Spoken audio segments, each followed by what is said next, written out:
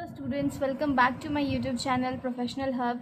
आज नया chapter start कर रही हूँ, strategic analysis and strategic planning. So let's begin. Very first topic is analysis of business environment. Let's see what is written.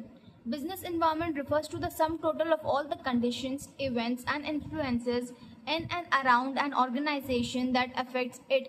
Hence, a clear understanding of business environment is a crucial importance.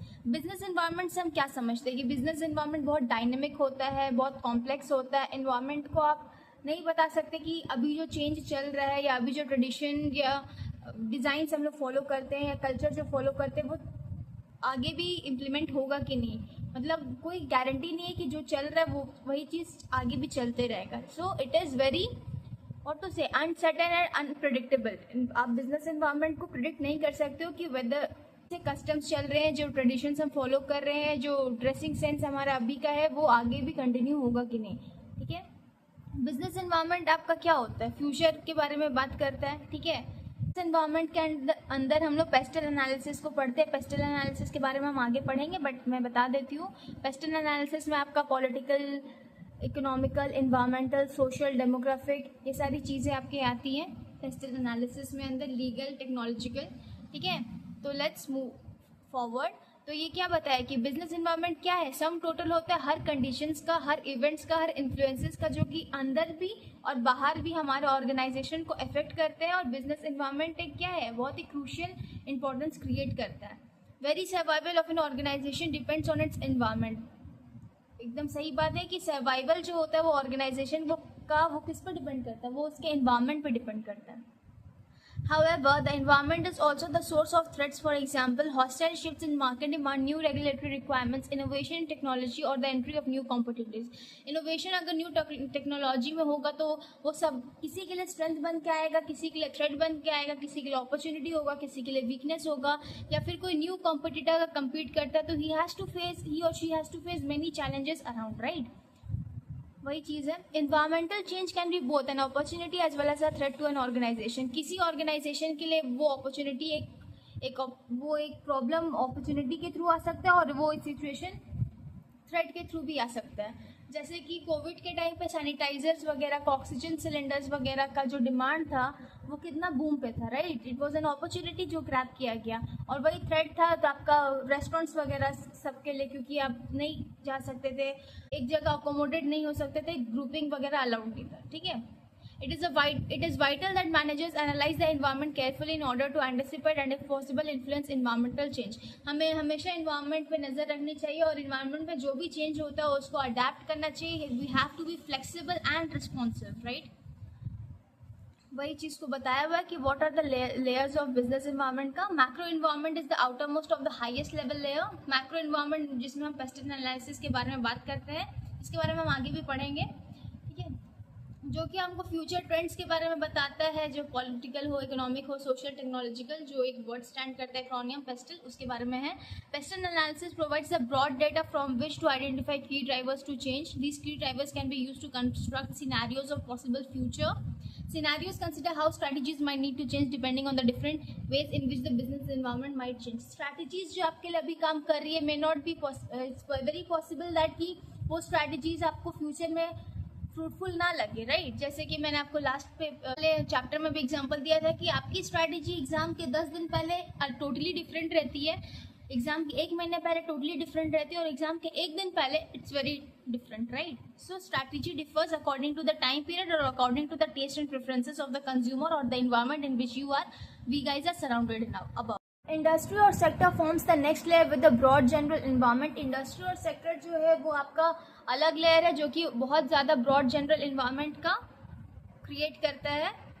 ठीक है, ये क्या organisation है, जिस organization में same product और services deliver होते हैं। This is made up of organization producing the same product और सर्विसेज। सेम प्रोडक्ट और सर्विसेज अगर होते हैं तो उसको हम लोग क्या बोलते हैं, इंडस्ट्री बोलते हैं। ठीक है, तो वही चीज़ दिया हुआ है कि competitors and markets are the most immediate layer surrounding organization. Competitors and markets जो है वो सबसे पहले इम्पैक्ट होते हैं। अगर आपका कॉम्पिटिटर आपसे कुछ अच्छा सर्विस प्रोवाइड कर रहा है या अच्छा प्रोडक्ट प्रोवाइड कर रहा है, तो आप जो है एज अ कॉम्पिटिटर वो ज़रूर चाहेंगे कि आप भी कुछ ऐसा अच्छा इनोवेटिव करें या क्रिएटिव करें, ताकि कस्टमर्स आपके लूज ना हो, इनफैक्ट उसके भी कस्टमर्स आपके पास आए, right. And according to the market changes, उसके साथ आपको चेंज करना पड़ता है for survival. Moving next, its characteristics of business environment. Environment is complex, as I already mentioned कि environment बहुत ही complex रहता है, जो simple नहीं रहता. It's very complicated to understand कि next moment क्या changes होगा. Business environment happens to be very complex as it comprises of a number of factors, namely events, conditions, influences arising from different sources, interacting with each other to create entirely new sets of influences, right? वैसे ही दूसरा है आपका environment is dynamic. The changing nature of environment is a constant. The dynamism of the environment is largely due to large number of factors that continuously influence its character and shape. Environment जो है आपका dynamic है, मतलब कि आप क्या कर सकते हो, ये डायनेमिक इन्वायरमेंट होता है जिसमें लार्ज नंबर ऑफ फैक्टर्स जो है वो कंटिन्यूसली इन्फ्लुएंस करते हैं कैरेक्टर को और शेप को, मतलब प्रिडिक्ट नहीं कर सकते. It is very uncertain. Rather than using the word dynamic, you can also use the word uncertain, right, which is unpredictable. Environment is multifaceted. And you can read this particular line that changes in the environment may be perceived differently by different individuals. The changes and development may be considered to be an opportunity to one and a threat to others. इसमें आप Covid वाला example लिख सकते हो. Covid वाला जो example था कि कोविड के टाइम पे सैनिटाइजर्स और ऑक्सीजन सिलेंडर्स का जो मार्केट था वो बूम किया था. It was an opportunity to grab. And threat क्या हो गया था, रेस्टोरेंट्स वगैरह पे जहाँ पे पब्लिक गैदरिंग था उन लोगों के लिए एक थ्रेड बन गया था, क्योंकि उनका बहुत ज़्यादा पैसा आपका रेस्टोरेंट्स वगैरह का जो बिल्स वगैरह वो सब पे तो आपका नॉन स्टॉप आपको चार्जेस देने थे, राइट. तो वो सब चीज़ के लिए एक थ्रेड बन के आया था. Environment has a far reaching impact. As I already mention कि इन्वायरमेंट जो होता है वो फ्यूचर के बारे में बात करता है, विजनरी होता है. So it has a far reaching impact. The impact of environment of an organization is huge. It critically undermines the growth and profitability of an organization. Any change in the environment affect the organization in more ways than one. Very survival and existence of an organization is critically dependent on its environment. As I already mentioned कि survival जो होता है वो किसी organization का हो या किसी company का हो, वो तभी सर्वाइव करेगा जब वो अपने एनवायरनमेंट के साथ फ्रूटफुल हो, एनवायरनमेंट के साथ अपना अच्छा बना के चले तभी. The next topic is PESTEL, value chain and Porter's 5 framework. It is very important topic, so try to learn all the topics of this particular topic. Okay, it is very important and questions यहाँ से आते हैं. The PESTEL framework categorizes environmental influences into 6 main types, as I already discussed it. It is political, economic, social, technological, environmental and legal. Let's talk about political. Political process आपको बताता है कि society में कैसा लॉ चल रहा है, आपकी अपॉर्चुनिटीज और थ्रेट्स के बारे में बताता है. उसके बाद कंट्रीज में कहाँ पैसा लगाना चाहिए, कहाँ पैसा नहीं लगाना चाहिए, किस रीजन में प्रॉफिट मिलेगा, किस रीजन में प्रॉफिट नहीं मिलेगा, पॉलिटिकल स्टेबिलिटी कहाँ है, फेवरेबल गवर्नमेंट कहाँ है, अपॉर्चुनिटी आप कहाँ क्रिएट कर सकते हो, कहाँ से आप एडवांटेज उठा सकते हो. ये सारी चीज़ें आपकी पॉलिटिकल फ्रेमवर्क में आती है. Next moving to the macro economic forces. Let's go ahead. Macro economic forces आपका इफेक्ट किस पे करता है, mostly general health and wellbeing of a nation और the regional economy of an organization. इस पे ज़्यादा ध्यान लगाता है. वेलबींग ऑफ अ नेशन कैसे आपका वेल बीन करे, ग्रोथ कैसे रखे, तो कैसे होगा, इकोनॉमिक इंटरेस्ट रेट्स की वजह से, करेंसी एक्सचेंज की वजह से, इन्फ्लेशन की वजह से, डिफ्लेशन रेट्स की वजह से, right. So the 4 most important macroeconomic forces are the growth rate of economy, interest rates, currency exchange rates and inflation, deflation. ये आप MCQ के थ्रू कर सकते हो. Economic growth tends to ease competitive pressure within an industry as it leads to expansion in customer expenditures. Expansion का मतलब क्या होता है, expansion का मतलब कि बढ़ावा या बढ़. एक्सपेंशन आपको होता है कस्टमर एक्सपेंडिचर, जैसे कि एक्सपेंशन मतलब बढ़ना, किसी चीज़ का बढ़ना. This gives companies an opportunity to expand their operations and earn higher profits. Interest rates can determine the demand for a company's product. Interest rate आपका कंपनी का डिमांड ऑफ कंपनीज प्रोडक्ट्स पे ये काम करता है. Currency exchange rates define the comparative value of different national currencies. National currencies जैसे rupees, dollars, pounds, euros के बारे में आपको डिफरेंस बताता है कि कहाँ आपकी करेंसी की क्या वैल्यू है. Price inflation can destabilize the economy, producing slower economic growth. The key characteristic of inflation is that it makes the future less predictable. Price deflation also has a stabilizing effect on an economic effort. If prices fall, the real practice of fixed payments goes up. This is damaging for companies and individuals with a high level of debt who must make regular fixed payments on that debt. ठीक है. Social influences आपका होता है culture और democracies के बारे में, जैसे कि एज हो गया, सेक्स हो गया, जेंडर हो गया, एथनिक हो गया, ओरिजिन हो गया, रेस हो गया, सेक्सुअल ओरिएंटेशन हो गया, सोशल क्लास हो गया.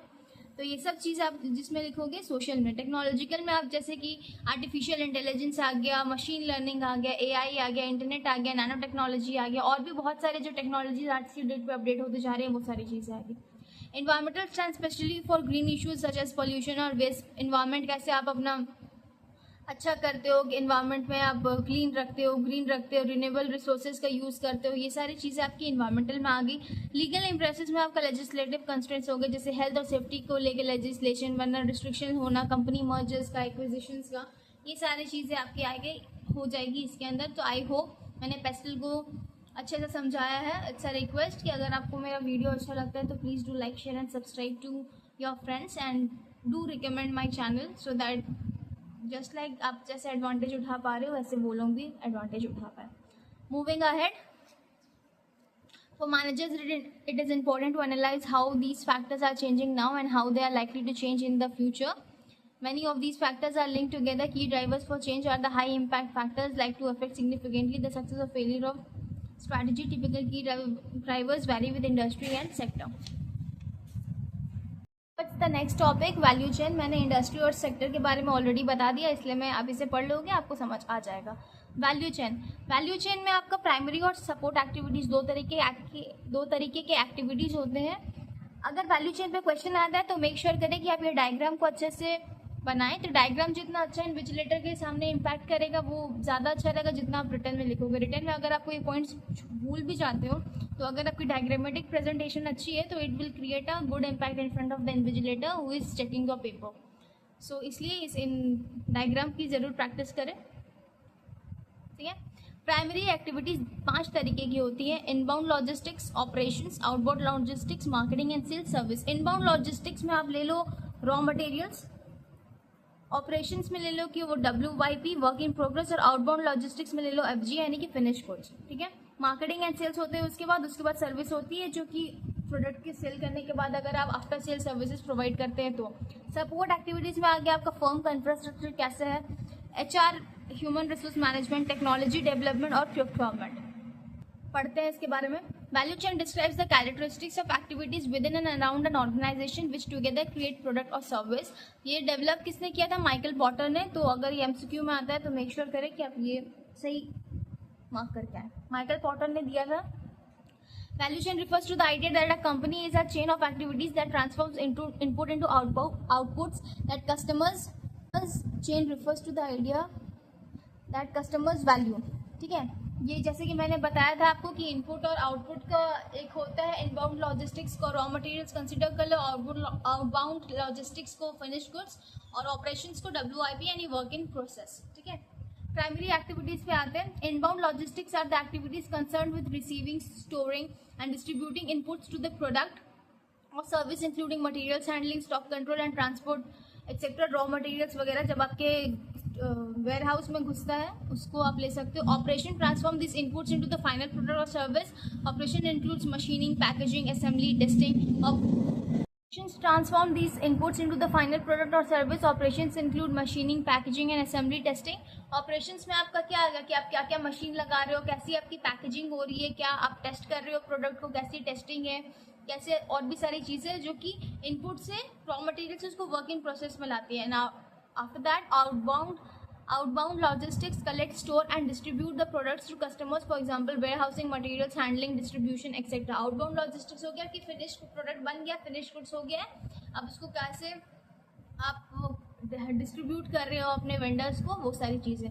Marketing and sales provide the means whereby consumers users are made aware of the product और service and are able to purchase it. This include sales, administration, advertising and selling. जो आजकल हर entrepreneur करता है कि वो अपनी website बना के अपने प्रोडक्ट को इंस्टाग्राम, फेसबुक और भी सारे पेजेस पे चलाता है ताकि उसकी क्या हो, डिमांड हो उसकी प्रोडक्ट की और उसके प्रोडक्ट के बारे में लोग जाने जब प्रोडक्ट न्यू रहता है. ठीक है. Service includes those activities that enhance और maintain the value of product और service such as installation, repair, training and space, जैसे कि मैंने बताया था कि अगर आप एसी में डील्स करते हो तो एसी बाद उसके बाद आप आफ्टर सेल सर्विसेज में फ्री रिपेयरिंग देते हो या फिर फ्री फीडबैक्स वगैरह लेते हो या ट्रेनिंग देते हो, फ्री इंस्टॉलेशन करते हो, तो ये सारी चीज़ें आपकी सर्विसेज में आती है। Myself very clear with the valuation analysis primary activities. Let's move forward to support activities. Support activities helps to improve the effectiveness और efficiency of primary activities. Support activities क्या करता है, आपका effectiveness और efficiency को improve करता है। सबसे पहला आ गया उसमें procurement. It refers to the process that occur in many parts of an organization for acquiring the various resources inputs to the primary activities. Technology development, जो कि आप टेक्नोलॉजी में यूज़ करते हो, क्या क्या टेक्नोलॉजीज हमने यूज़ करी है।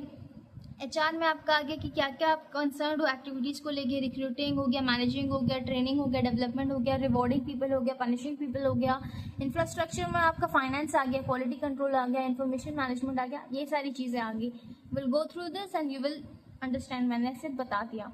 व्हाट आर 5 फोर्सेस फ्रेमवर्क, ये आपका या तो चारों आ सकता है पूछने के लिए थोड़ा थोड़ा, या फिर आपको कोई एक हेडिंग दे देगा और बोलेगा इसके बारे में लिखो। सो मेक श्योर कि ये इंपॉर्टेंट को मत छोड़ना, and marking it as very important. 5 forces framework पे आते हैं। Helps to identify the sources of competition in an industry और sector. Following are important to understand the framework. It must be used at the level of SBO में बता देती हूँ कि strategic business unit होता है, जैसे कि आपका अंबानीज की जो कंपनीज है वो बहुत सारी कंपनीज में डील करता है, वो एफएमसीजी में भी करता है, टेक्सटाइल्स में भी करता है, आपका जियो नेटवर्क्स पे भी करता है, तो बहुत सारी चीज़ें भी करता है। तो वो हर चीज़ एक बिजनेस आपका मॉडरेट नहीं कर सकता है, ठीक है। तो उसके लिए अलग अलग सेक्टर्स होते हैं, जैसे एफएमसीजी के लिए कुछ होगा, जियो सेक्टर्स के लिए, टेक्नोलॉजी के लिए कुछ और होगा, टेक्सटाइल्स के लिए कुछ और होगा, ऐसे करके हर स्ट्रैटेजिक बिजनेस यूनिट रहेगी, ठीक है, हर एसबीओ रहेगी, सबके अलग अलग। Framework must not be use to just to give a snapshot in time. Connections होने चाहिए, कॉम्पिटिटिव फोर्सेस का स्ट्रक्चर डाइवर्स का एसेंशियल होना चाहिए। 5 forces not independent of each other, independent नहीं है, सब एक दूसरे पे थोड़ा थोड़ा डिपेंडेंट है। कॉम्पिटिटिव बिहेवियर में be concern with disturbing this forces and not simply accommodating them. Competitive behaviour जो होता है वो आपका डिस्टर्ब करता है।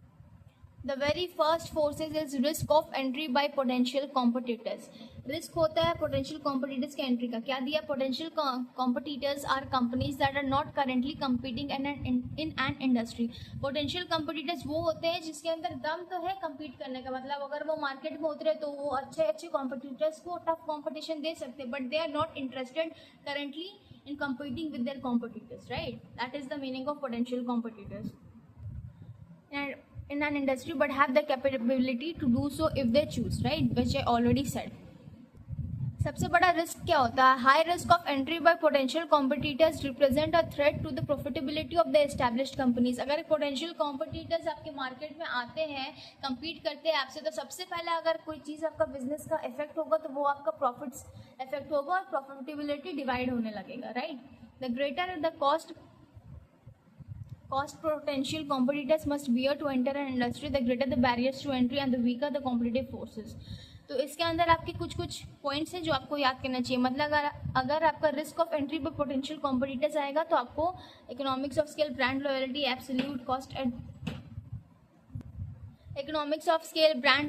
Absolute cost advantage, customer switching cost, और आपका 5th हो गया गवर्नमेंट रेगुलेशंस। ये 5 आपको बैरियर्स लिखने पड़ेंगे। तो moving to the very first barrier is economics of scale. Economics of scale arise when unit cost falls as a firm expands its output. Economics of scale कब आपका arise होता है, जब आप क्या करते हो, एक्सपैंड करते हो अपना आउटपुट्स वगैरह को, ठीक है, तो यूनिट कॉस्ट आपका फॉल करता है। Important line, if the cost advantage from economics of scale are significant, a new company that enters the industry and produces on a small scale suffers a significant cost disadvantage relative to established companies. अगर आपका cost advantage आपको चाहिए economics of scale में, अगर आप नया company हो और आप चाह रहे हो कि आप कॉम्पिटर्स को कम्पीट कर दोगे और अपना प्रोडक्ट का एक इमेज बना लोगे कस्टमर्स के सामने, तो उसके लिए आपको बहुत सारा कॉस्ट डिसएडवांटेज को फेस करना पड़ सकता है, क्योंकि अगर आप स्मॉल स्केल में रन कर रहे हो तो इट वोंट बी प्रॉफिटेबल, आपका हमेशा लॉस ही होगा, ठीक है। If the new company decides to enter on a large scale in an attempt to obtain these economics of scale, it must raise the capital required to build large scale production facilities and bear the high risk associated with such an investment. और अगर कोई company बोलती कि ठीक है हम large scale में अपना प्रोडक्ट्स को खरीदेंगे और प्रोडक्ट्स को बेचेंगे तो मेरे को कॉस्ट एडवांटेज मिलेगा डिसएडवांटेज की जगह, तो ये भी उसका मिथ है, क्योंकि उसके लिए भी उसको बहुत सारा कैपिटल चाहिए होगा और उसके साथ आपको एक हाई रिस्क भी लेके एंटर करना पड़ेगा मार्केट में, क्योंकि आपको नहीं पता कि आपका जो प्रोडक्ट है वो ऑलरेडी अगर मार्केट में हो तो वो बिकेगा कि नहीं बिकेगा। क्योंकि अगर आप अपने कस्टमर्स को एज अ न्यू प्रोडक्ट है तो ऑफर करोगे, न्यू कॉम्पिटिटर हो तो जो ऑलरेडी उस मार्केट में है वो भी ऑफर करेंगे। और एक कस्टमर लॉयल्टी जो है, ब्रांड लॉयल्टी, उसके बारे में हम इस नेक्स्ट टॉपिक में बढ़ेंगे। एक ब्रांड लॉयल्टी भी होता है जो कस्टमर को स्विच करने में बहुत दिक्कत क्रिएट करता है। मतलब कस्टमर इजीली अपने जो वेंडर्स है या जिनसे उनकी रिलेशन बन गई उसको वो जल्दी इजीली छोड़ के आपके पास नहीं आएगा। जैसे कि हम लोग बोलते हैं कि नया है तो क्या भरोसा हो अच्छा है कि नहीं है। तो you have to build that image in front of the customers and you have to have a lot of patience, इसलिए और हाई रिस्क भी आपको लेना पड़ता है। तो that's why it is economics of scale. ठीक है, तो ये आपको मैंने बता दिया। Moving on to the next topic, on the next point is brand loyalty. Brand loyalty exists when consumers have a preference for the product of established companies. अगर मैं एज एन इंडिविजुअल अगर लैक्मे का प्रोडक्ट या Maybelline का products use कर रही हूँ तो मुझे दूसरे प्रोडक्ट जो भी नए नए ब्रांड्स आते रहते हैं तो उसके प्रोडक्ट्स को यूज़ करने में या स्विच करने में बहुत दिक्कत होगा, क्योंकि मेरे ऑलरेडी एक ट्रस्ट बिल्ड हो गया उस पर्टिकुलर ब्रांड में और मैं ऑलरेडी कंफर्टेबल हूँ वो प्रोडक्ट्स को यूज़ करने में, इस वजह से, right. A company can create brand loyalty by continuously advertising its brand name, products and company name, patent production of its product innovation achieved through company R&D programs and emphasis on high quality products and exceptional after sales services. Brand loyalty आप कैसे express कर सकते हो? ये तो आपको हो गया बैरियर, क्योंकि ये कस्टमर्स क्या होंगे जो ऑलरेडी बना के रखे हैं अपना मार्केट में एक ट्रस्ट बिल्ड करके रखे, उनको स्विच करने में बहुत दिक्कत होगा। तो आप ब्रांड लॉयल्टी को बिल्ड कैसे कर सकते हो? जो नया कंपनी रहता है वो कैसे करेगा? एडवर्टाइज करेगा अपना ब्रांड नेम को, क्या बोलते, फिर जाके आपका पेटेंट का प्रोडक्शन लेगा ताकि वो जो प्रोडक्ट बनाया है उसको कोई कॉपी ना करे। इनोवेशन करेगा, ऑब्वियसली कंपनी R&D पे बहुत ज़्यादा खर्चा करेगा, ठीक है। और हाई क्वालिटी प्रोडक्ट्स बनाएगा जो ऑलरेडी मार्केट में नहीं है, वो अगर वही बनाएगा तो फिर डिफरेंस नहीं रहेगा। और एक्सेप्शनल आफ्टर सेल सर्विसेज, मतलब आफ्टर सेल सर्विसेज भी आप दे रहे हो, जैसे कि शुगर प्रोवाइड करता है मोस्टली कि अगर आप उसके प्रोडक्ट्स लेते हो तो वो आपसे ज़रूर फीडबैक लेता है कि प्लीज़ एक फीडबैक फॉर्म भरिए कि आपको हमारा प्रोडक्ट कैसा लगा, हमें क्या चेंजेस करने चाहिए, आप क्या करेंगे और हमें क्या इम्प्रूवमेंट की ज़रूरत है, वो सारी चीज़ें आप लेते हो, ठीक है, आफ्टर सेल सर्विसेज में फीडबैक्स वगैरह। तो ये सारी चीज़ें आई। Significant brand loyalty makes it difficult for new entrants to take market share away from established companies. जो ऑलरेडी ब्रांड लॉयल्टी में डील कर रहे हो उसके लिए एक नया अगर आप कॉस्मेटिक्स में आते हो तो इट्स वेरी टफ कंपटीशन कि आप compete कर पाओगे कि नहीं, क्योंकि बहुत सारे ऑलरेडी मल्टी ब्रांड्स खड़े हुए हैं जिनके बहुत सारे कस्टमर्स हैं। जैसे लैक्मे हो गया, मेबेलिन हो गया, शुगर के बहुत सारे कॉस्मेटिक्स हो गए, नाइका के बहुत सारे कॉस्मेटिक्स हो गए, ठीक है। तो ये सारी चीज़ें हो गई। Thus it reduces the threat to entry by potential competitors. They may seek the task of breaking down well-established customer preferences as too costly. ठीक है, तो ये एक बैरियर की तरफ से कंसिडर किया जाता है। The next point is absolute cost advantage.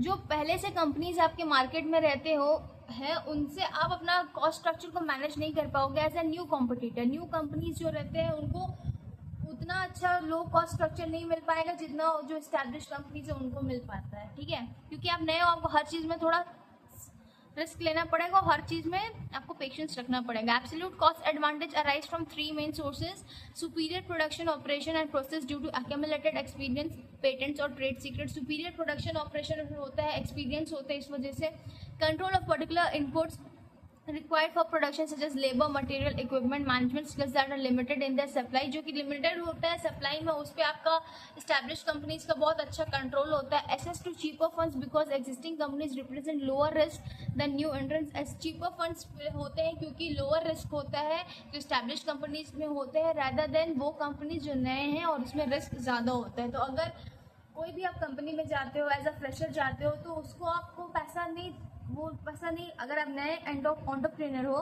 तो उस आपको इन्वेस्टर्स इंटरेस्ट नहीं दिखाएंगे। You have to convince them और आपके प्रोडक्ट में दम होना चाहिए, तभी वो लोग पैसा देने के लिए राजी होते हैं, राइट। जो हम लोग शार्क टैंक में देखते हैं, जो पिचिंग करते हैं, वो लोग सारे आपको डिसएडवांटेजेस बताते हैं कि कैसे आपका वो प्रोडक्ट को रिजेक्ट कर दे, बट एज एन एंटरप्रेन्योर आपको अपने प्रोडक्ट की खासियत बताती रहनी पड़ेगी ताकि वो स्विचिंग कॉस्ट मतलब कि आपका अगर आप कोई चीज़ से कनेक्टेड हो, कोई कंपनी का ब्रांड या कुछ भी आप यूज़ करते हो बहुत ही लंबे टाइम से, तो आपको मूव करने में या स्विच करने में दूसरे प्रोडक्ट में बहुत टाइम लगेगा. Next point is about rivalry among established companies. The second competitive force is the intensity of rivalry among established companies within an industry. तो सेकेंड पॉइंट जो आपका लास्ट पॉइंट जो है इसमें वो है कि सेकेंड कॉम्पिटिटिव फोर्स जो होता है वो आपका intensity of rivalry among established companies with in an industry. यानी कि राइवलरी जो होता है मतलब कि आपस में जो डिस्प्यूट होते रहता है, झगड़ा होते रहता है इस्टेब्लिश्ड कंपनीज़ के अंदर कि वो क्या सर्विस प्रोवाइड कर रहे हैं, कैसा प्रोडक्ट दे रहे हैं, कैसा प्राइस रख रहे हैं, वो एक इम्पॉर्टेंट फैक्टर क्रिएट करता है कि आप क्या ऐसा दे अपना कस्टमर्स को ताकि आपका कस्टमर्स आपको छोड़ के दूसरी कंपनी पे स्विच ना करे, दूसरे ब्रांड्स पे स्विच ना करे. वही चीज़ लिखा हुआ है. Competitive struggle can be fought using price, product design, advertising, promotional spending, direct selling efforts, and after-sale services and support. Intense rivalry implies lower prices or more spending on non-selling efforts and after-sale services and support. वही चीज़ बताया है कि आप after sale services दे रहे कि भाई price कैसा है, एडवर्टाइजिंग आप कैसा कर रहे हैं, आप प्राइस कैसा रख रहे हैं, लोअर प्राइस रख रहे हैं कि नहीं अपने कॉम्पिटिटर से, वो सारी चीज़ें दी हुई है. आई होप ये आपको समझ में आया हो.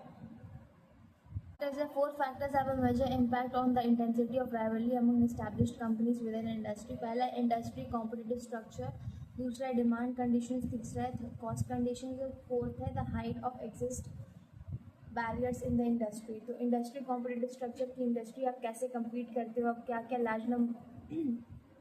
लार्ज नंबर और स्मॉल नंबर और मीडियम साइज कंपनीज कैसे कैसे कम्पीट करती है अपना पोजीशन को डिटरमाइन करने के लिए, इंडस्ट्री प्राइस को डिटरमाइन करने के लिए.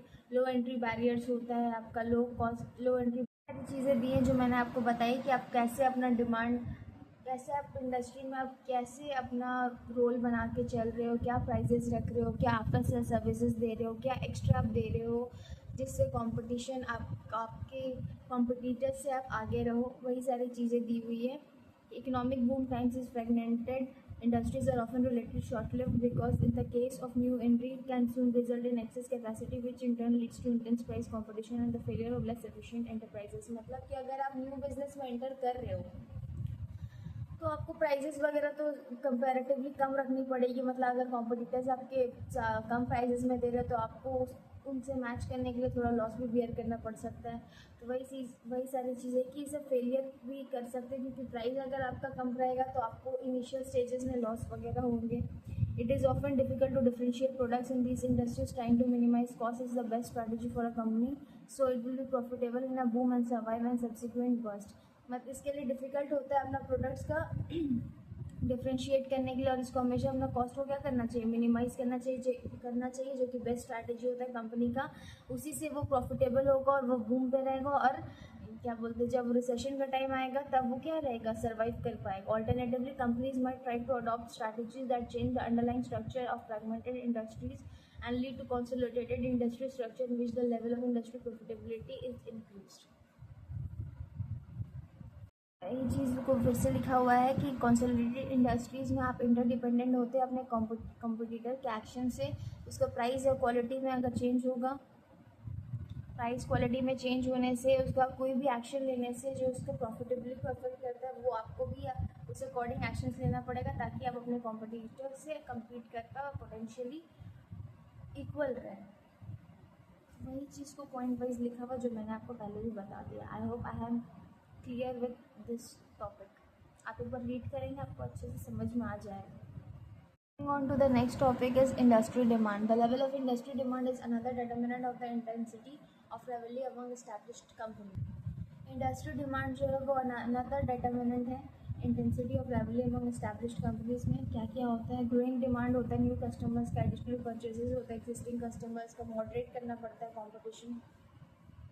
कंपटीशन को ताकि वो ग्रेटर स्कोप पर कम्पीट कर सके कस्टमर्स से. एंड क्या करता है, टेंड करता है, रिड्यूस करता है rivalry because all companies can sell more without taking market share away from other companies high industry profits are often the result. Conditions, cost conditions में आपका मेजर कॉस्ट क्या होता है? फिक्स्ड कॉस्ट, जो आपका सेल हो रहा है नहीं हो रहा है वो जो आपका है वो आपको देना ही पड़ेगा। जैसे कि सबसे बड़ा चीज़ हो गया रेंट। अगर आप रेंट पे कहीं जगह लेके कुछ काम कर रहे हो तो आपकी सेल हो या ना हो, आपका दुकान बंद भी रहे तो भी ओनर को क्या कोई मतलब नहीं, उसको अपने रेंट से मतलब, तो that is a fixed cost. तो आपको फिक्स्ड कॉस्ट बियर करना ही पड़ता है। फिक्स्ड कॉस्ट हाई होता है तो profitability tends to be highly leveraged to sales volume and the desire to grow volume can spark intense rivalry.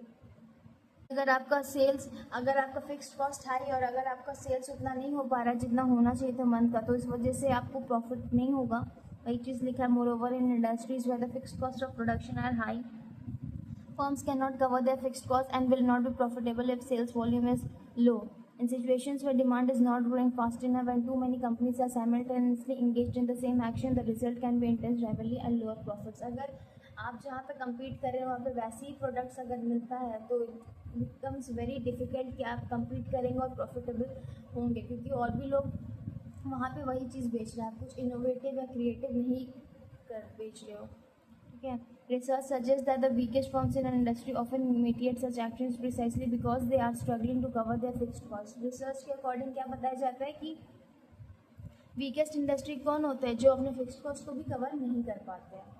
तो I hope I have made myself clear by this cost conditions. तो the next topic is exit barriers. आप exit कैसे लेते हो? Exit barriers क्या होते हैं? Economic होता है, स्ट्रैटेजिक होता है, इमोशनल फैक्टर्स कंसिडर करता है। ठीक है, क्योंकि आप इसमें एक इंडस्ट्री को लीव कर रहे होते हैं। पहला क्या है कि investment in assets such as specific machines. अगर आप कोई इन्वेस्टमेंट किए हो अपने कंपनी में या फिर कोई भी ऑर्गेनाइजेशन में इन्वेस्टमेंट किए हो तो मेक श्योर करें कि जो असेट्स है वो उसको आप पहले वाइंड अप करने से पहले बेच दें उसके बुक वैल्यू पे, ताकि राइट ऑफ कर दे उसके बुक वैल्यू पे, ताकि आप उसको आपको स्क्रैप पे ना बेचना पड़े और एटलीस्ट उसकी जो वैल्यू है उसका पूरा तो नहीं लेकिन उसके अकॉर्डिंग थोड़ा कम ज़्यादा ही मिले, कम ही मिले लेकिन वैल्यू मिले। ऐसा नहीं कि स्क्रैप में बेच दो आप। ठीक है, तो वही चीज़ दिया हुआ है कि investment in assets such as specific machines, equipment और operating facilities, those are of little or no value in alternative uses or cannot be later sold. If the company wishes to leave the industry, it must write off the book value of this assets. तो आपको क्या करना चाहिए? Right of करना चाहिए book value of the assets को, अगर आप कोई इंडस्ट्री को वाइंड अप कर रहे हो। High fixed cost of exit हो गया, फिर पे सेवरेंस पे हो गया, हेल्थ बेनिफिट्स हो गया, पेंशन्स हो गया, जो भी आपको प्रोवाइड करना रहता है अपने वर्कर्स को वो आपको प्रोवाइड करना चाहिए अगर जिस टाइम जब आपका कंपनी काम कर रहा था तब। इमोशनल अटैचमेंट हो जाता है इंडस्ट्री से, such as when a company's owners or employer are unwilling to exit from an industry for sentimental reasons or because of pride की वजह से या फिर sentimental reason की वजह से वो इतने connected हो गए इंडस्ट्री से, तो वो भी एक इमोशनल अटैचमेंट होता है। The need to maintain an expensive collection of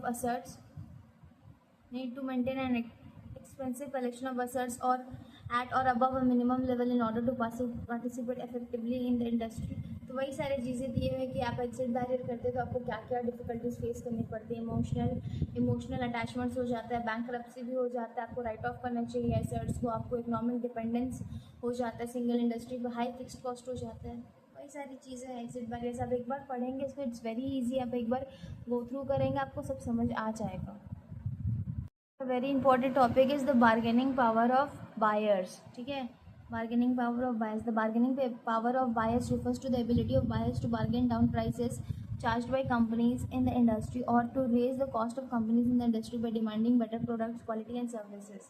bargaining power क्या बता रहा है आपको? या तो आप बायर्स के पास एबिलिटी होता है ताकि वो बार्गेन करके प्राइस को डाउन कर सके या फिर रेस कर सके, कॉस्ट को रेस कर सके और उसी कॉस्ट पे आप क्या बेटर प्रोडक्ट्स मांग रहे हो कंपनी से कि ठीक है हम प्राइस तो रेस कर रहे हैं बट हमको क्वालिटी और सर्विस जिस कंपनी में वो डील कर रहे हैं, क्वालिटी अगर गुड्स में डील कर रहे हैं तो क्वालिटी अच्छी मिलनी चाहिए और अगर सर्विस में डील कर रही है वो कंपनी तो सर्विस अच्छी मिलना चाहिए, बेटर क्वालिटी का। ठीक है, if you are charging high, lowering prices and raising costs, powerful buyers can squeeze profits of an industry. Powerful buyers therefore should be viewed as a threat.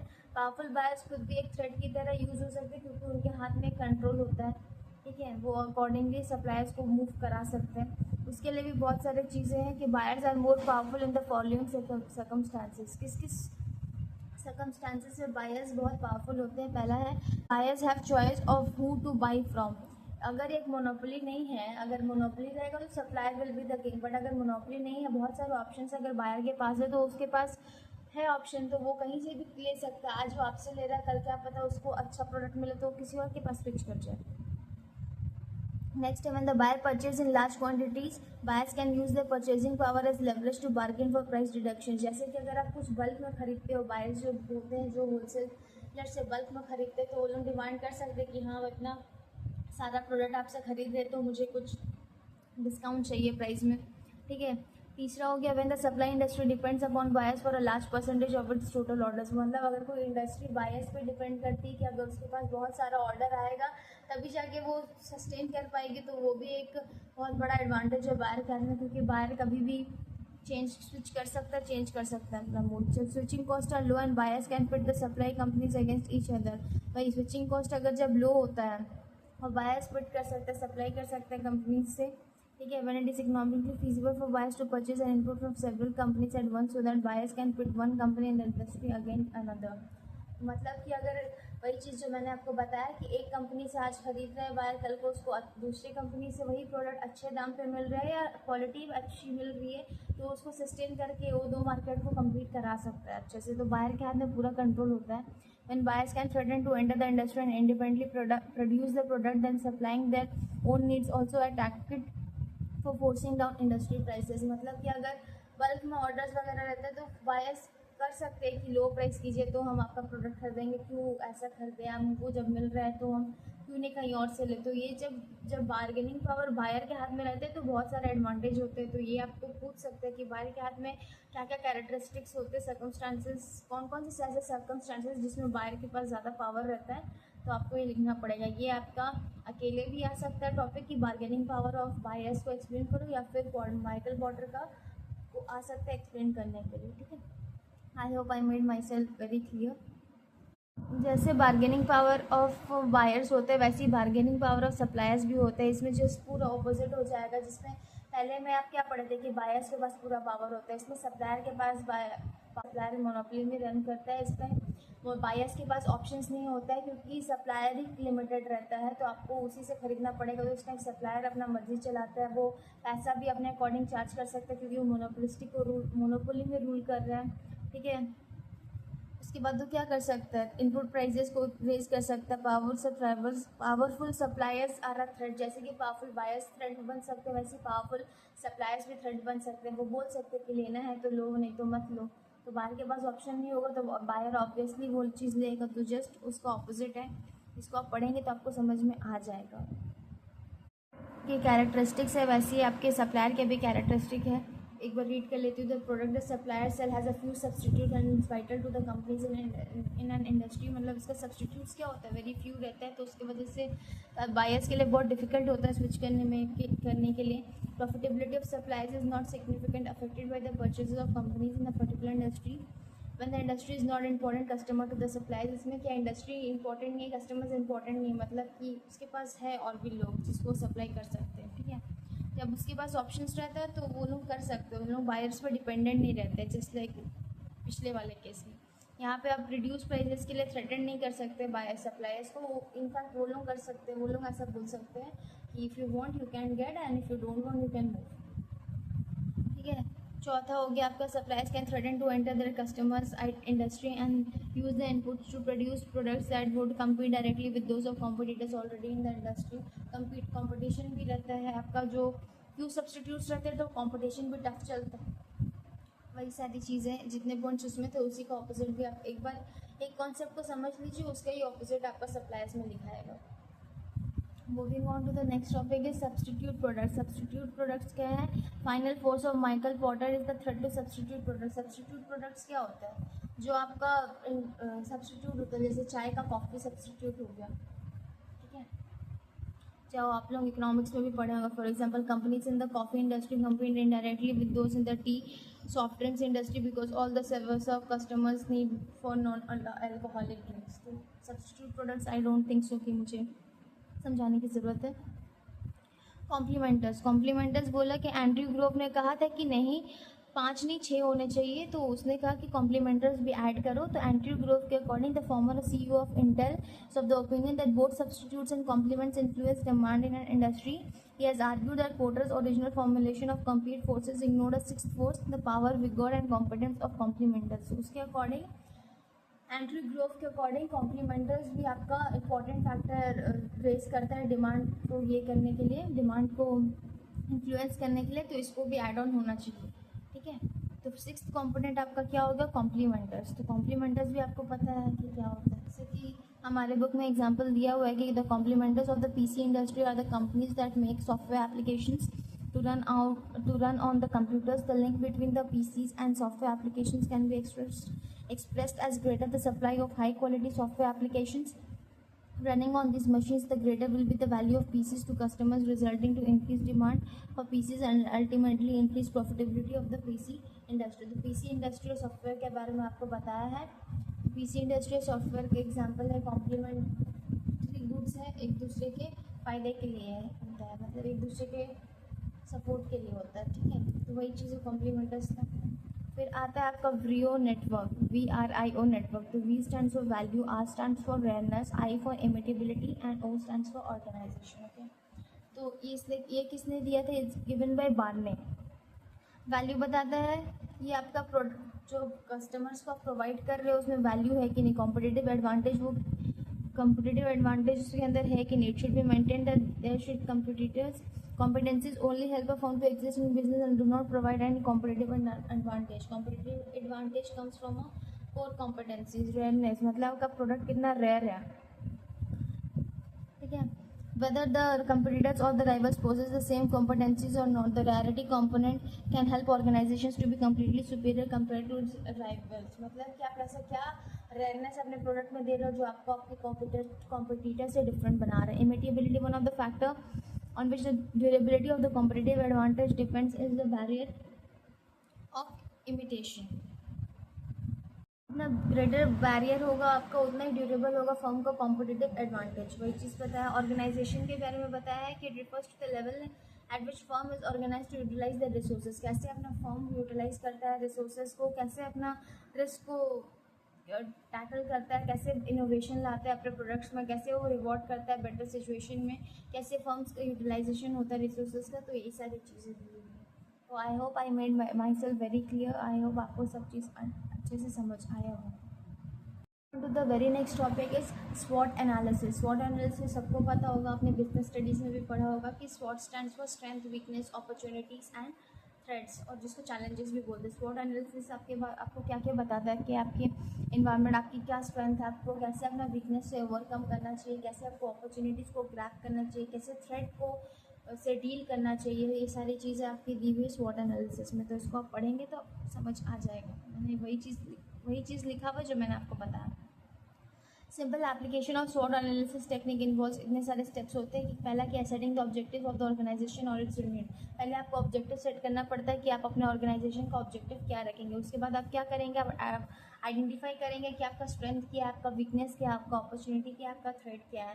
फिर क्या करेंगे, मैक्सिमाइज करेंगे एरियाज में the organisation है strength. जहाँ जहाँ आपको लग रहा है कि हाँ यार मेरा स्ट्रेंथ है, उस चीज़ को क्या करेंगे, सबसे ज़्यादा मैक्सिमाइज करेंगे, मिनिमाइज करेंगे अपना वीकनेस। जितना भी आपका वीकनेस है वो दूसरे को ना पता चले, उससे पहले आप क्या करेंगे, उसको जितना हो सके मिनिमाइज करेंगे, उस पर आप काम करेंगे कि कैसे उसको मिनिमाइज कर सके। Capitalise on the opportunities in the external environment, आप क्या करेंगे, अपॉर्चुनिटीज़ जो है उसको कैपिटलाइज करेंगे, ग्रैब करेंगे, ताकि आप कॉम्पिटिटर से पहले उस अपॉर्चुनिटी का फ़ायदा उठा सकें। Protecting the organisation from threats in external environment, जो भी थ्रेट्स होते हैं उससे क्या आपको एक्सटर्नल इन्वायरमेंट को आपको प्रोटेक्ट करने आना चाहिए। Recommending strategies that will help the organisation to be competitive in the business environment, आपको क्या करना चाहिए, रिकमेंड करना चाहिए स्ट्रैटेजीज़ को जो भी आपका एक्सटर्नल इन्वायरमेंट को हेल्प करे ग्रो करने में, आइडेंटिफाई करने के लिए अपना स्ट्रेंथ, वीकनेस, अपॉर्चुनिटीज़ और थ्रेड्स को। वही चीज़ को बार बार लिखा हुआ है कि आप कैसे अडेप्ट करेंगे। सिंपल टू यूज़ होता है, लो कॉस्ट होता है, फ्लेक्सिबल होता है, अडेप्टेड होता है, ठीक है। वही चीज़ दी है कि स्वॉट analysis can help focus discussion on future choices and the extent to which an organization is capable of supporting these strategies. There are however some danger. क्या danger if it is at times very difficult for organization to clearly segment opportunities and threats. कभी कभी बहुत difficult situation आ जाता है, हम लोग को समझ नहीं आता है कि जो अपॉर्चुनिटी, जो चीज़ आया है मार्केट में वो हमारे लिए अपॉर्चुनिटी बन के आया है या हमारे लिए थ्रेट बन के आया है। जैसे मैंने आपको पहले भी एग्जांपल दिया था कोविड में अपॉर्चुनिटी हो गई थी ऑक्सीजन गैस सिलेंडर्स के लिए, सैनिटाइजर्स वगैरह के लिए, फिर आपका टिश्यू पेपर्स वगैरह ये सब भी आपको बहुत ज़्यादा चल रहा था, सैनिटाइजर्स वगैरह चल रहा था, वाइप्स वगैरह बहुत ज़्यादा चल रहा था। और थ्रेड किसके लिए बन के आ गया था, जब भी गेट टुगेदर वाला जगह था, जैसे रेस्टोरेंट्स हो गया, पार्क्स हो गया, आपका थिएटर्स हो गया, टोटली ये सब बंद किया गया था ताकि कोविड फैले ना। तो ये कोविड क्या हो गया था, किसी के लिए अपॉर्चुनिटी बन गया था, किसी के लिए थ्रेट बन गया था। तो आपको ये समझना है कि वो आपके लिए अपॉर्चुनिटी है और के लिए वो अपॉर्चुनिटी है क्या वो आपके लिए थ्रेट है, ठीक है, उसके अकॉर्डिंग आपको डील करना है। SWOT and exercise can generate very long list of apparent strength, weakness, opportunities and strengths and threats. SWOT क्या करता है, वो बहुत ज़्यादा एक लिस्ट बना के आपको दे सकता है स्ट्रेंथ, वीकनेस, अपॉर्चुनिटी और थ्रेट्स पे। Simplicity of use may turn to be simplistic by trivializing the reality that may be more complex than represented in SWOT matrices.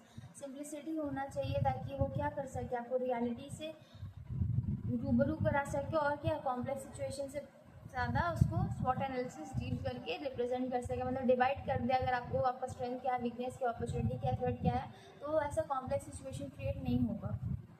वही चीज़ को दिया हुआ है और ये आपको एक स्टील इंडस्ट्री सेक्टर के एग्जाम्पल से बताया भी गया है कि आपका स्ट्रेंथ क्या होगा, वीकनेस क्या होगा, अपॉर्चुनिटी क्या होगा, थ्रेट क्या होगा। आप इसको एक बार गो थ्रू करेंगे आपको समझ आ जाएगा, it's very easy.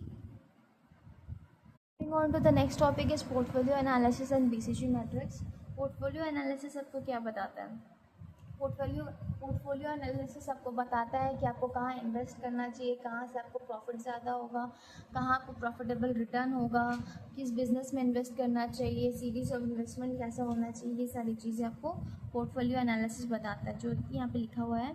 In portfolio analysis, top management views its product lines and business units as a series of investment from which it experts a profitable return.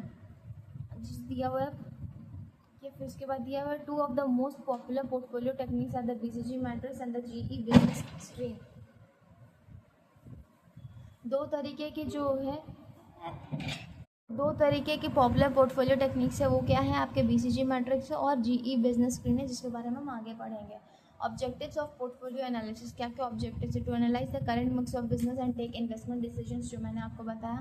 To develop strategies for adding new business in the portfolio thereby increase growth, क्या करना चाहिए आपको strategies में, कैसे आपको business को, कौन से बिजनेस को ऐड करना है, उसके बाद वो आपका ग्रोथ में कैसे हेल्प करेगा, वो चीज़ बताता है। To decide the business to be retain and the one to be excluded from the portfolio, किस बिजनेस को रखना है, किस बिजनेस को हटाना है, ये चीज़ आपको ऑब्जेक्टिव्स बताता है। Advantages and limitations of portfolio analysis is commonly used in strategy formulation because it offer certain advantages. क्या में यूज़ होता है? स्ट्रैटेजी फॉर्मुलेशन में यूज़ होता है क्योंकि इसके बहुत सारे एडवांटेजेस हैं। पहला है encourages top management to evaluate each of the corporate business individuality and to set objectives and allocate resources for each। क्या करता है? टॉप मैनेजमेंट को इंकरेज करता है, जो कि मैंने आपको पहले बताया कि इन्वेस्टमेंट वगैरह के लिए, ठीक है, ऑब्जेक्टिव सेट करने के लिए। Stimulate the use of externally oriented data to supplement managers judgement. Raises the issue of cash flow availability for use in expansion of growth, कैसे आपको कैश फ्लो को अपना मैनेज करना है ग्रोथ और एक्सपेंशन के लिए। ग्राफिक डिपिक्शन, फैसिलिटेट कम्युनिकेशन, ये सारी चीज़ें होती हैं। इसके लिमिटेशंस क्या हैं? Defining product market segment is difficult, हाँ किस प्रोडक्ट में डील करना है, किस मार्केट को कैप्चर करना है, डिफिकल्ट हो सकता है। Use of standard strategies that can miss opportunities और बी इम्प्रैक्टिकल, सजेस्ट करना स्टैंडर्ड स्ट्रैटेजीज जो मिस कर सकते हैं, अपॉर्चुनिटीज़ और इम्प्रैक्टिकल भी हो सकते हैं। इल्यूजन क्रिएट करता है हमारे दिमाग में कि ये हो गया तो व्हाट नेक्स्ट, और ये हो गया तो नेगेटिविटी, ठीक है।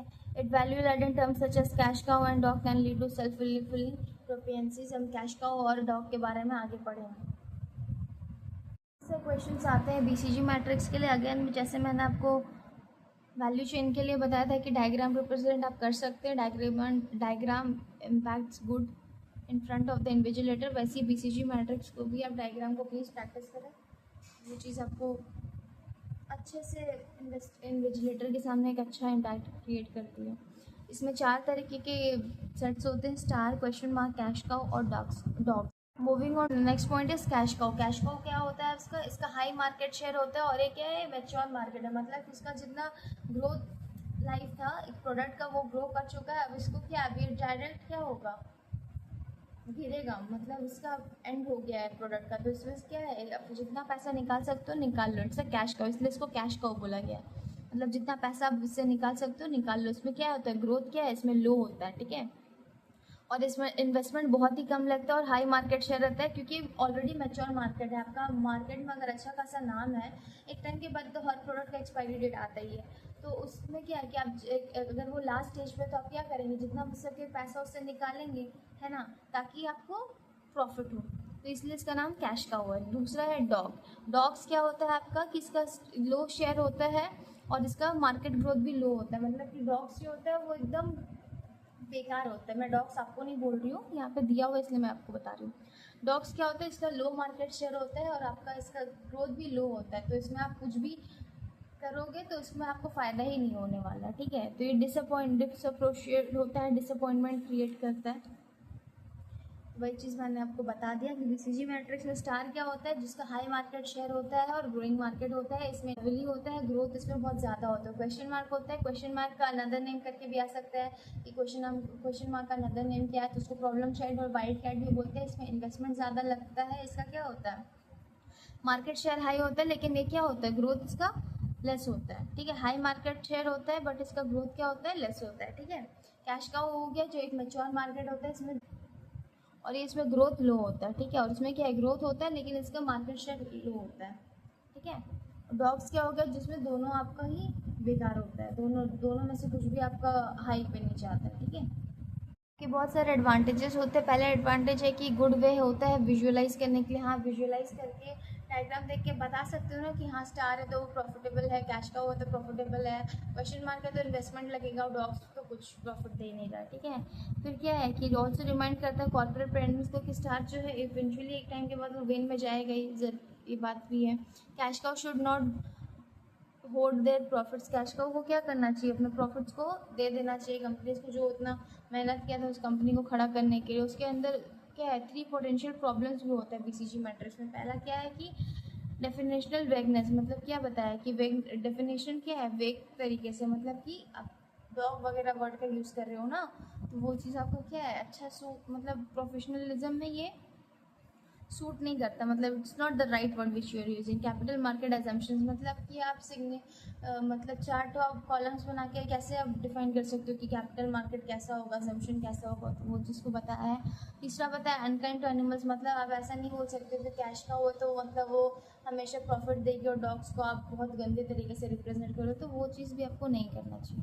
वही सारी चीज़ दिए हुए कि डेफिनेशनल वैगनेस, मतलब कि आपको डॉग वगैरह कैश काउ वगैरह वर्ड्स का यूज़ नहीं करना चाहिए। दूसरा बताया कि capital market assumption, just like आप इमेज देख के किसको ये करना है, पोर्टफोलियो को बैलेंस करने के लिए आप इससे 4 कॉलम्स लेके आपने ही एजम्पशन करना चाहिए। और तीसरा है कि अनकाइंड टू एनिमल्स, मतलब आप कैश काउ को अच्छा बता के डॉग्स को ख़राब नहीं बता सकते, क्योंकि in general dogs are very loyal, ठीक है।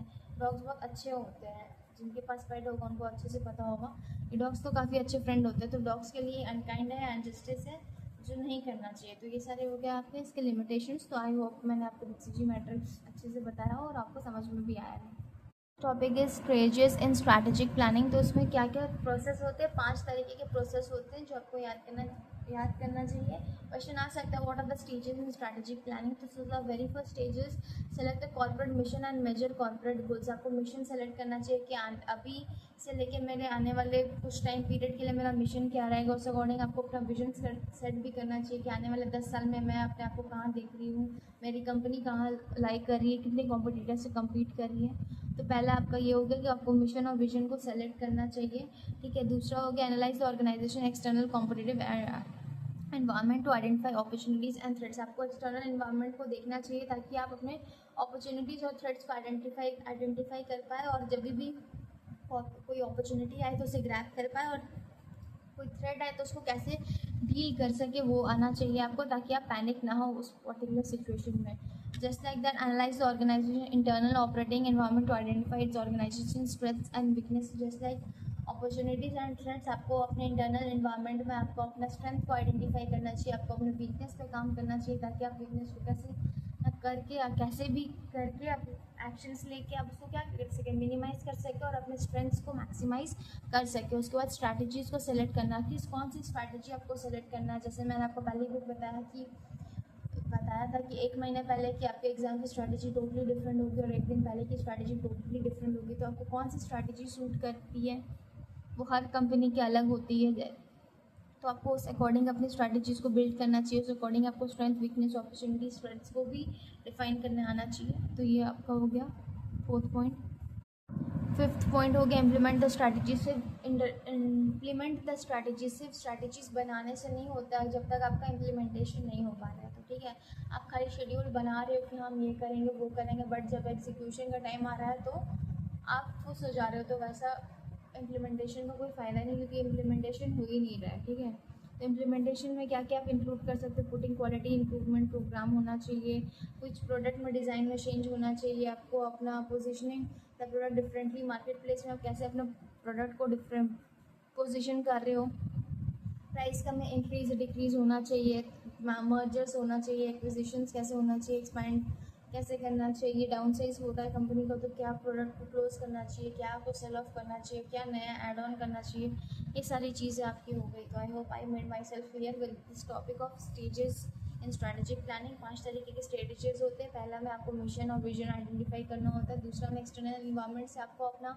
वीकनेस और अपॉर्चुनिटीज़ और थ्रेट को आइडेंटिफाई करना होता है। तीसरा में आपको इंटरनल एनवायरनमेंट से आपको अपना स्ट्रेंथ और वीकनेस आइडेंटिफाई करना होता है। चौथा में आपको सेलेक्ट करना होता है क्या स्ट्रैटेजीज आप सेलेक्ट करोगे। और fifth and the most important is the implementation of the strategies.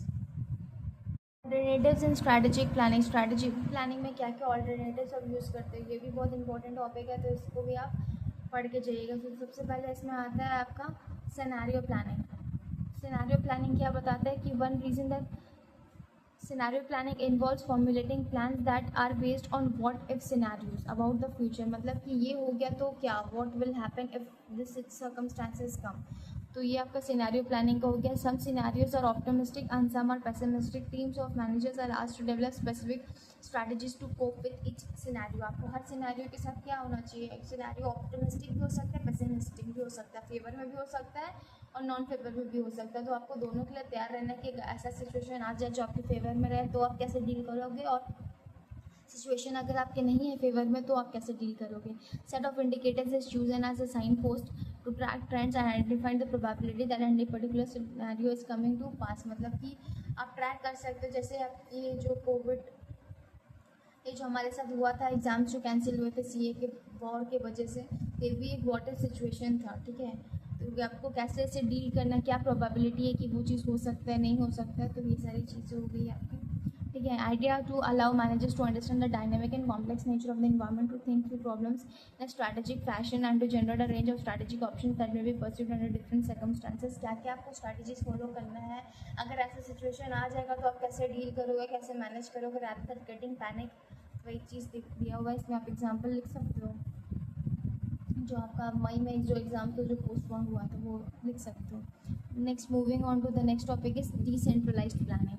Decentralised planning क्या बताता है? The ivory tower approach can result in strategic plans formulated in a vacuum by top managers who have little understanding और appreciation of current operating realities. Considering top managers may formulate strategy that do more harm than good. Ivory is decentralize planning. Decentralize planning क्या बताता है कि mistake जो कुछ companies कर देती है स्ट्रैटेजिक प्लानिंग को कंस्ट्रक्ट करने के लिए, जो कि process has been to treat planning exclusively as the top management responsibility. Top management के द्वारा अगर कोई मिस्टेक हो जाता है स्ट्रैटेजीज को कंस्ट्रक्ट करने में तो वो चीज़ को बताया गया है। इसके बारे में क्या बताया गया है कि वही चीज़ को 2 पॉइंट्स में बताया गया कि टॉप मैनेजर से अगर गलती होती है तो उसको कैसे फॉर्मुलेट करेंगे, कैसे रिकग्नाइज करेंगे, कैसे आप अनसक्सेसफुल चीज़ को सक्सेसफुल में कन्वर्ट करोगे। Much of the best planning can and should be done by business and functional managers. मतलब कि टॉप मैनेजर्स तो आपको एसी में बैठ के बनाते हैं प्लानिंग वगैरह, लेकिन कौन जो काम करता है फंक्शनल मैनेजर्स, डिविजनल मैनेजर्स, ठीक है, ये सारे मैनेजर्स अगर उन लोगों को भी, वही लोग तो मेन काम करते हैं ना, तो उन लोगों से भी पूछना ज़रूरी है और उन लोगों को भी क्या बोलते हैं रिजल्ट, और वो लोगों को भी एक्शंस लेने के लिए कि हाँ क्या सही है, क्या एक्शन लेना चाहिए, किससे हम लोग का टास्क प्रॉफिटेबल होगा, क्या से कंपनी को फ़ायदा होगा, ये सारी चीज़ कौन ज़्यादा अच्छे से बता पाएगा, जो वहाँ पे काम कर रहा है। तो फंक्शनल मैनेजर्स वगैरह हो गए, डिविजनल मैनेजर्स हो गए, तो वही चीज़ दिया हुआ है।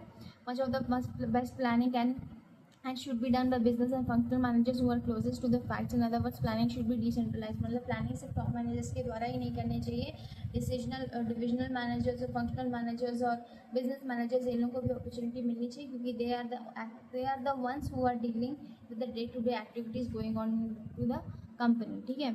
Corporate level planners should take in roles of facilitators who help business and functional managers by planning the setting of broad strategies goal of the organization and providing the resources necessary to identify the strategies that might be required to attain those goals. मतलब strategies आपको बनाने आने चाहिए, functional managers को भी मिलना चाहिए, right, और उन लोगों का भी बात को सुनना चाहिए, ऐसा नहीं कि सुन के इग्नोर कर देना चाहिए. और तो वही चीज़ को इस पॉइंट्स पे बताया गया. क्या क्या आपको फीसिबल ऑल्टरनेटिव यूज़ करना चाहिए, क्या क्या ऑल्टरनेटिव से आपको अप्रोप्रिएट स्ट्रैटेजीज़ यूज़ करेंगे, आप क्या क्या इम्प्लीमेंटेशन होगा, क्या प्रोसेस जनरेट करेंगे, क्या एवेल्यूएट करेंगे, क्या अप्रोप्रिएट स्ट्रैटेजीज़ प्रॉफिटेबल होगी. जो स्ट्रैटेजीज़ अभी तक फ्रूटफुल है, ज़रूरी नहीं कि वो स्ट्रैटेजीज़ आगे भी फ्रूटफुल हों. वही चीज़ दिया हुआ है, इसको आप पढ़ोगे तो समझ जाओगे. इन मीडियम और large organization the following mechanisms may be employed for identifying strategic alternative, जैसे ब्रेनस्टॉर्मिंग सेशन हो गया, स्पेशल मीटिंग हो गया, आउटसाइड कंसल्टेंट्स हो गया, जॉइंट मीटिंग हो गया. ब्रेनस्टॉर्मिंग सेशन क्या होता है? During brainstorming session of top management and key executives in such meetings, participants generate a number of alternatives. At this stage, no importance is given to the relative merits and demerits of the option. In the next stage, each alternative is reviewed and subjected to close scrutiny. The alternatives which are considered fairly appealing as further examined and analyzed for final selection. मतलब अगर आपके company में कोई problem आता है तो उसमें top managers अपने अपने राय देते हैं, ठीक है. कोई मेरिट्स बताता है, कोई डीमेरिट्स बताता है. दूसरे स्टेज में देखा जाता है कि जो जो आप कंपनीज़ के टॉप मैनेजर्स ने रिव्यू दिया है, अपने अपने ओपिनियन शेयर किया, उसमें से कौन से वैलिड है और किसको आप इम्प्लीमेंट कर सकते हो. तो वो चीज़ बताया ब्रेनस्टॉर्मिंग सेशन में. दूसरा है special meeting. Some large companies may hold special meetings of top executives away from their work in a hotel or a holiday resort. This is to ensure that the process of thinking is not disturbed by interruptions during the course of deliberations. The participants present different alternative scenarios, among which their recommended courses of action depending on the assumptions and future trends. Each course of action is disclosed and items are made to finalize the best option for further analysis. ज़रूरी नहीं है कि हर meeting आपकी company में हो. कुछ कुछ ऐसी मीटिंग होती है जो आप लेते होंगे होटल्स में जाके लेते होंगे, या फिर वर्क प्लेस से बाहर जाके, ताकि आप फ्री माइंड से अपना क्या हो सके, एक ओपिनियन शेयर कर पाए, अपना एक एक्शन ले पाए कोई कंपनी के लिए, ठीक है, जो आपको और कंपनी को क्या कर सके, प्रॉफिटेबल कर सके, या फिर अगर कुछ प्रॉब्लम हो रहा है कंपनी को तो उसको कैसे टैकल करके उस प्रॉब्लम को सॉल्व किया जाए. तो ज़रूरी नहीं कि हर मीटिंग आपकी बोर्ड रूम में हो या फिर कंपनीज़ में हो. कुछ कुछ होटल्स में भी हो सकता है, आउटसाइड द वर्क प्लेस में भी हो सकती है. तीसरा हो गया आउटसाइड कंसल्टेंट्स. इसमें क्या करते हैं कि आप आउटसाइड कंसल्टेंट लोग को हायर करते हैं. वो लोग बताते हैं कि आपको क्या करना चाहिए, क्या नहीं करना चाहिए, किस स्ट्रैटेजी की वजह से आपकी कंपनी लॉस में जा रही है, कि क्या आपका प्रॉब्लम है उसको आपको ग्रैब करना चाहिए जो आप आइडेंटिफाई नहीं कर पा रहे. तो वो क्या होगा, आउटसाइड कंसल्टेंट जो हम लोग करते हैं, हायर करते हैं ना हम लोग, जैसे काउंसलिंग सेशंस होते हैं हमारे करियर को लेके. तो ये सारी चीज़ें, तो वो चीज़ से आप समझ के होंगे काउंसलिंग सेशन करियर का. जॉइंट मीटिंग क्या हो गया आपका? Another useful way of generating alternatives is to hire the services of a consultant, also associate some internal members in the process.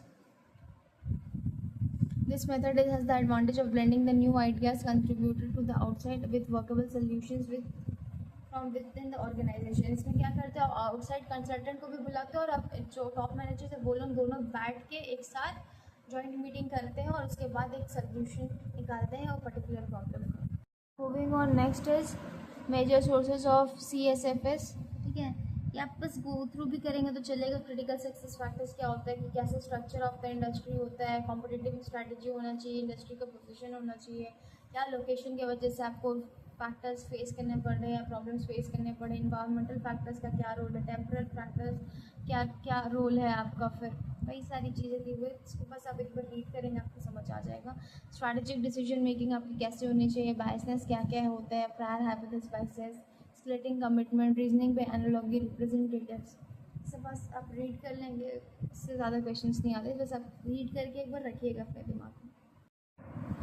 Techniques for improving decision making, ये आ सकता है double set वो किसी बता रहे हैं. It requires the generation of a plan and a critical analysis of that plan. One member of the decision-making group acts as a devil advocate, emphasizing all the reasons that might make the proposal unacceptable. In this way, decision makers can become aware of the possible perils of recommended courses of actions. Devil advocacy में आप example देख सकते हो shark tank का.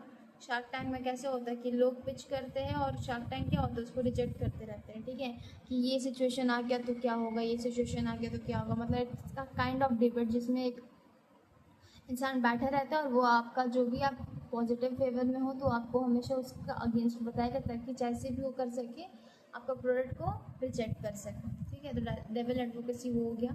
Dialectic inquiry.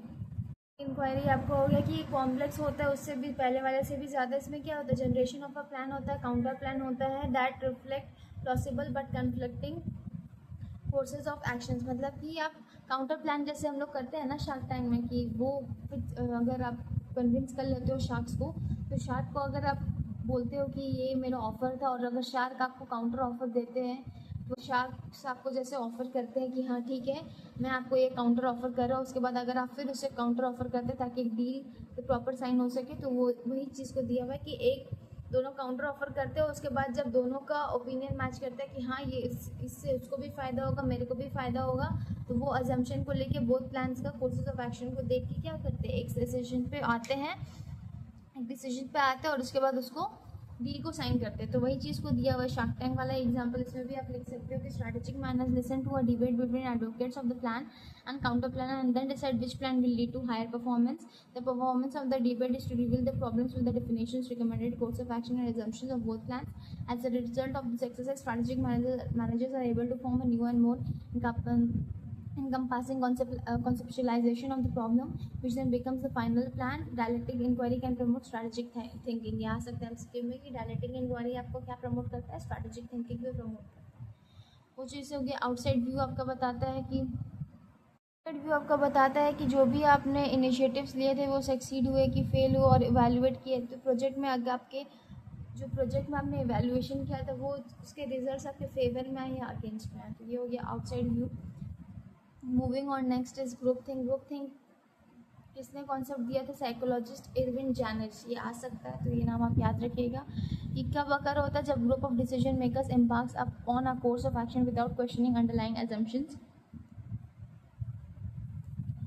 इसका क्या होता है, इसमें कॉन्सिक्वेंसेज में पुअर डिसीजंस होते हैं. कमिटमेंट ऑफ द मिशन और goals become based on emotional rather than an objective assessment of the correct course of action. इसमें कमिटमेंट और मिशन क्या होता है आपका, इमोशनल ये पे होता है रादर देन कौन से आप प्रैक्टिकली आप कोई प्रॉब्लम का सोल्यूशन नहीं निकाल रहे हो, आप इमोशनल हो गए कोई प्रॉब्लम का सोल्यूशन निकाल रहे हो, जो कि एक टाइम के बाद वो पुअर डिसीजंस में आएगा, जो आपको मैंने पहले भी बताया. इग्नोर्स और filter out information that can be use to question the policy and develop affect the fact of rationalisation for its decision. मतलब जो भी आप फिल्टर ले रहे हो, इन्फॉर्मेशन आप यूज़ कर रहे हो पर्टिकुलर पॉलिसी के लिए, पर्टिकुलर ऑर्गेनाइजेशन के लिए, वो आपको आप ही को एक लूप में फंसा देगा कि आपको समझ नहीं आएगा कि आप जो डिसीजन लिए थे वो क्यों लिए थे और क्या होगा, इससे कुछ फ़ायदा नहीं होगा. तो वही चीज़ आपका ग्रुप थिंक के बारे में बताया है कि ग्रुप थिंक का आपका एमसीक्यू में आ सकता है, तो इसको आप याद कर लीजिएगा कि इरविन जैनिस ने आपको बताया था कि ग्रुप थिंक का कॉन्सेप्ट किसने दिया था, इरविन जैनिस ने. तो with this so this was the end of this particular chapter. I hope मैंने आपको अच्छे से समझाया है और आपको समझ में आया होगा. आप कमेंट सेक्शन में प्लीज़ बताइएगा कि मैं नेक्स्ट किस चैप्टर पर वीडियो बनाऊं. अगर आपको ऑडिट पे वीडियो चाहिए तो मेक श्योर कि आप कमेंट करें मेरे को, तो मैं ऑडिट पे भी वीडियो लेके आऊँगी. और सीए के स्टूडेंट्स को भी अगर वीडियोस वगैरह चाहिए तो प्लीज़ कमेंट सेक्शन में पिन कीजिए, तो मैं उस अकॉर्डिंग आपके लिए वीडियोज़ बना के ज़रूर कंट्रीब्यूट करूँगी आपकी प्रिपरेशन. Thank you. मिलते हैं नेक्स्ट वीडियो में, तब तक के लिए बाय बाय.